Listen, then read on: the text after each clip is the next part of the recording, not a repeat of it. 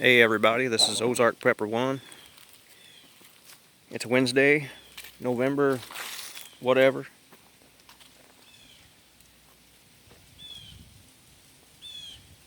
I'm walking around with a t-shirt on. And to think 2 days ago we were freezing. Crazy, isn't it? Let's see if I can get up there in the sky here. Those aren't real clouds. Those are spray streams where they've contrails, whatever they want to call it. Not natural, let's just say that.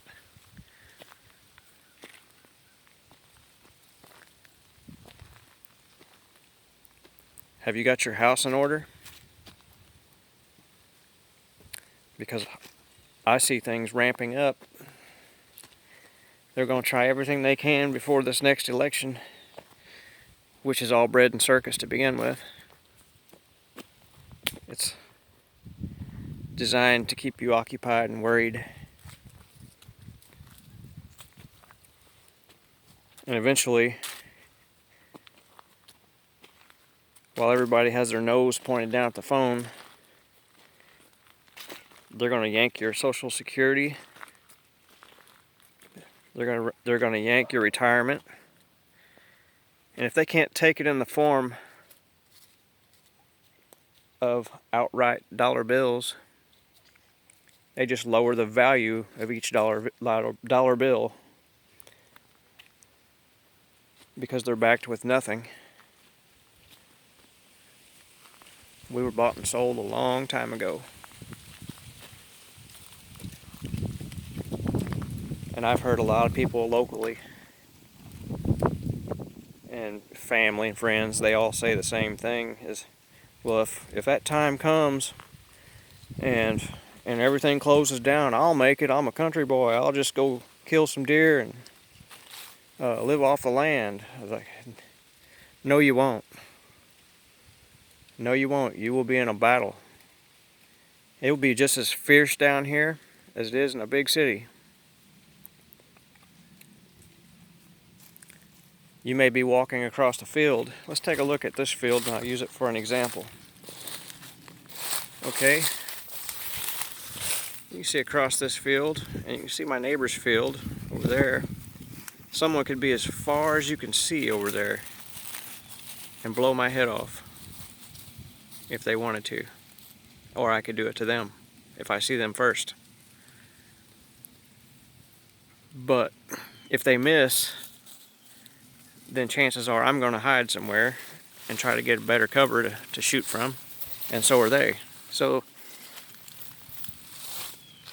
it would be a terrible scenario whether you're in the city or the country. And if you're from the city and you don't know anything about the country, don't move to the country. Don't just move down here blindly thinking that you're going to come down here and live fine. People down here that have been here their whole lives, we have bad people here too, and they'll be waiting for you. And they'll be able to play you like a fiddle. That's how we say it.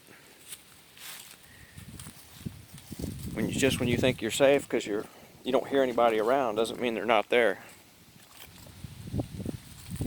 I've had people walk right up on me in the woods, and I didn't hear them coming. They were stepping on leaves, I didn't hear it.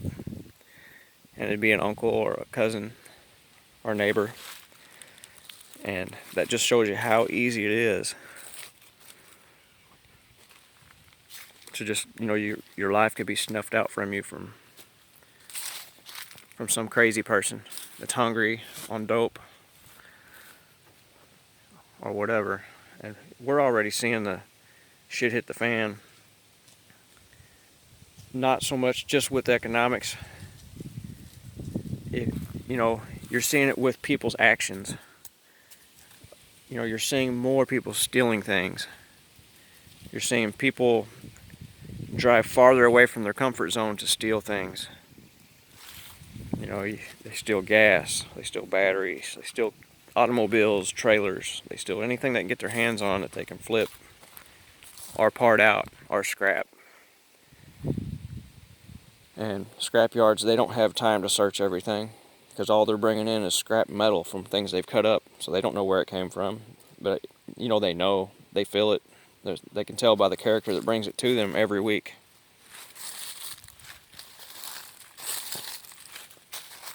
But those are the signs of a failing economy. Things are just all show. It's theater. What you're seeing on TV, what you hear about the stock market, all these things. Let's just speak the truth. The truth is, we're having more people than we have stuff to go around. And we have more people flooding in, making it worse. And it's done by design. It's done by design because in America we've become a throwaway nation. It's where we just buy, throw away, buy, and throw away. We buy vehicles that are not going to last, but they're shiny and new. And it impresses everybody. And people are addicted to spending. They're addicted to buying these brand new vehicles that they cannot afford. All this land was purchased in the 1970s for cheaper than what you could buy a vehicle for.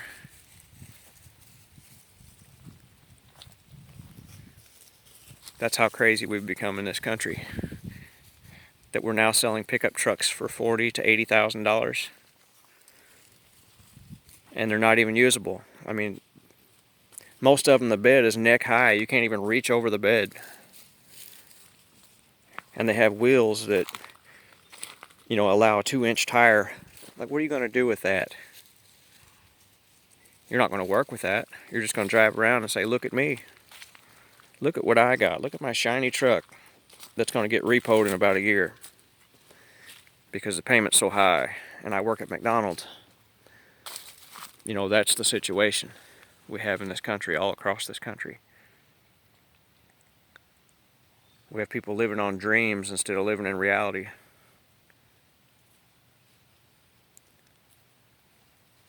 And I see things escalating steadily.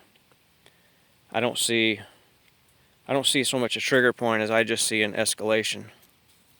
Just as it happened in Venezuela, and just as it happened in Brazil, and those Eastern Bloc countries in the 90s, when it happened there, things just escalated. Neighbors started hating neighbor. People started, not everybody runs out of food the same day. So, when they shut off people's power, and they steal food, steal food. When they shut off people's power, those people look at the neighbors and see their power still on. And they feel somehow like that person cheated them because their power got shut off and theirs didn't. So they resent them for it. So they feel like, well, I'll just take from them. And that's what will happen here too. It'll be not a good place to live. Some think that they can just move into a poor neighborhood, a poor country area, and think that they'll just thrive because they have something to offer. You don't have anything to offer. There's nothing to offer. You can come down here with money. You can come down here with fancy stuff. It doesn't matter. It's a different culture. A city culture and a country culture is totally different. They say that everybody knows their neighbors in the country. That's not true. Most of us keep to ourselves. We just stick with our family and our immediate neighbor. I've worked in subdivisions in the cities, and I noticed in subdivisions, some of those people know a lot of their neighbors. So sometimes you might be safer there. It's your territory. It's what you know. You have the ability to all stand together and stop something that may come in. Whereas down here, out here in the country, we have smart people And we have really stupid people. And we have people who will just go with the flow and do as they're told and say yes sir, no sir, no matter what. And there's more of that here than there is where you're at. You know, you have a lot of that too there, but you know, for the most part, your jobs pay a higher wage because you stand up, because you have no fear. You know there's another job right up the street somewhere. Here in the country, there's few jobs. There are some, but there's few. And the employers take advantage of the fact that there's few jobs here. They'll take somebody that, let's say somebody makes $30 an hour at some place in a big city. Well, in the country, they'll push that down to about $2 or $3 above minimum wage. And there's slaves glad to walk right in them buildings and work. And there's an endless supply of them.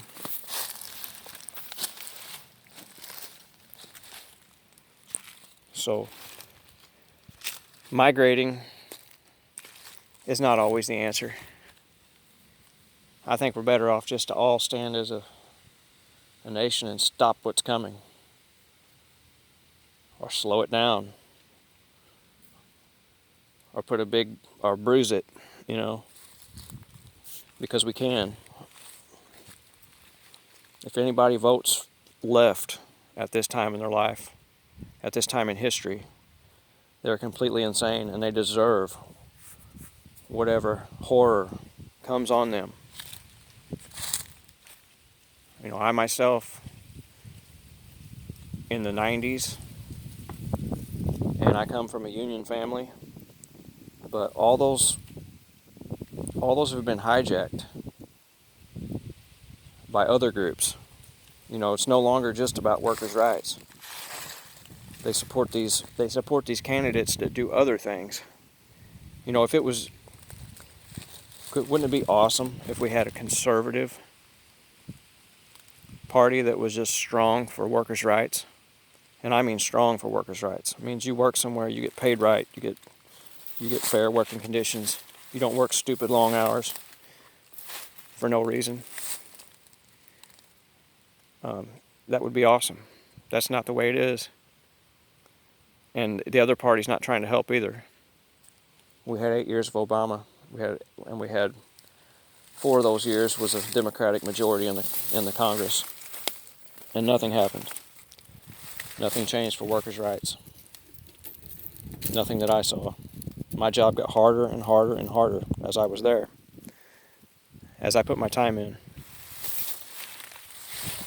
My job was easier 20 years ago than to the end of it. It was harder then, and it wasn't because I was more tired or older. The job just got ridiculous. The amount of labor, the amount of workload, because they started doing things with one guy instead of 3. And now they've pushed that to critical mass to where they can only hire people from 21 to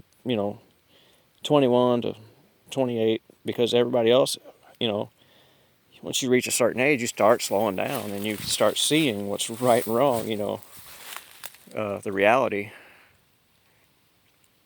of what it's doing to your health and your mental health and your life at home. Takes it away. You know, you work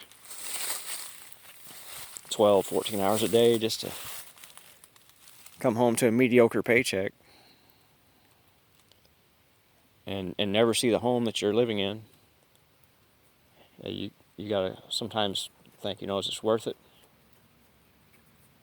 So I mean, I see both sides of political issues when it comes to wages and hours. You know, I can see an employer, a small business, they can't shell out buku money for someone that's, you know, going to work in a shop where it's just them and their helper. They can't pay that guy half the money. They can't do that. because they just don't have that base, that pile of money, that tax structure like the big corporation does. But anyway, I've rambled on long enough. So y'all have a good rest of your week. Ozark Prepper 1 out.